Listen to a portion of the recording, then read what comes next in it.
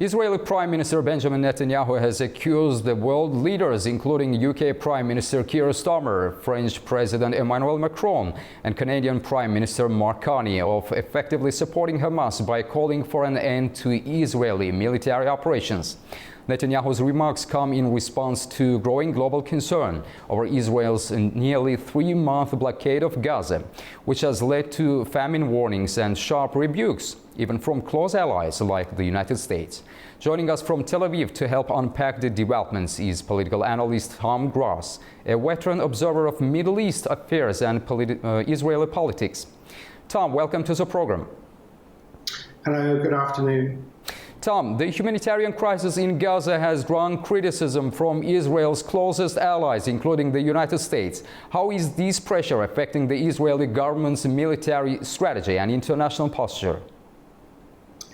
Well, regarding military strategy, it hasn't affected it yet because Israel has decided that they are determined that Hamas does not stay in de facto control of Gaza.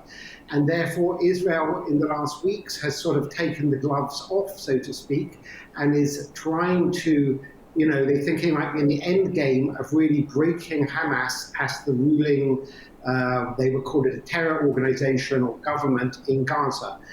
About the diplomatic criticism of Israel, there is quite a lot of anger in Israel because while clearly there is a humanitarian very problematic situation in Gaza, a lot of the kind of criticism based on Western media coverage, Israel says, is greatly exaggerated, if not made up completely. For example, the UN chief humanitarian officer told the BBC early Tuesday morning that 14,000 babies would die in Gaza within 48 hours. That was then repeated by 13 members of parliament in the British House of Commons and also repeated in American and French media. And very, very quietly, the BBC that broadcast this retracted it, and clearly 14,000 babies have not starved to death in Gaza by Thursday, between Tuesday and Thursday. And it follows that the British and French leaders made swingeing criticism of Israel. So whereas there clearly is a humanitarian dire situation, it's not the level of catastrophe that's being described. Tom, looking beyond the immediate crisis, how might this mounting global pressure influence Israel's diplomatic relationships, especially with key Western allies?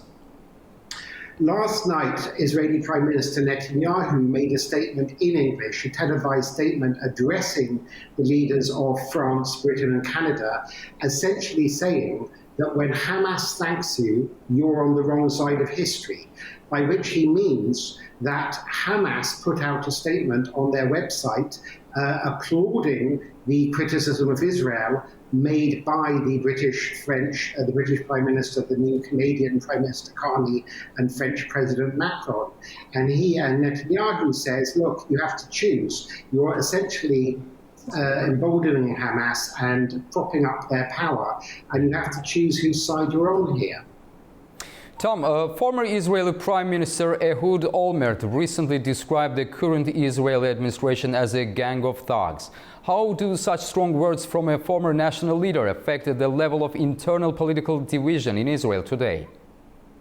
Well, there's some very, very sharp words being said by former Israeli leaders, Ehud Olmert and also Ehud Barak, and also by the current leader of what was the Israeli Labour Party, now changed its name to Democrats, Yair Golan. All three of them have used extremely strong language to criticize the Prime Minister Netanyahu and the war in Gaza.